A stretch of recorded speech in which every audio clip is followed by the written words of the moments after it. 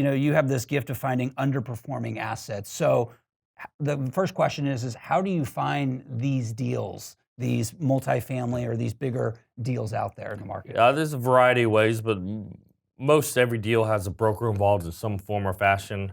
It's a little different than like the single family space where Yeah, it's not like and the large scale multifamily at least. I mean, if you're doing an 8 or 10 unit, I think you can mail a yellow letter and then maybe get a response back from it. right. If you're trying to buy a couple hundred unit property, usually the sellers you got a certain level of sophistication. They're not gonna go for that. So to get these deals is it's a completely unfair business, is what I like to say. It's kind of who what you know, what chips you can trade, what you can leverage. So you got to use all these things to try to get a little bit of an edge along the way. So there's a couple different ways. So you can either just be a property that's just listed for sale with the broker. It goes to market, you go bid on it, go through the competitive process. And so we've done a handful of deals that way.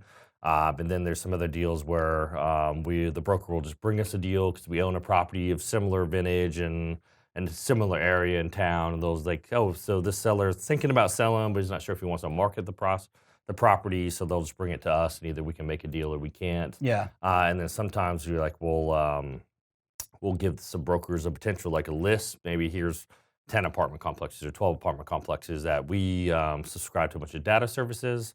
So we're looking for properties that are underperforming compared to their competitors in the marketplace, and those are the ones we're targeting.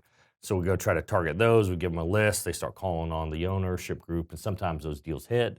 So those have been some of the more successful ways that we've kind of seen them. So it's just about who you know, building relationships, and kind of working and leveraging everything that you have. It's people do business with people they know, like, and trust, Yeah.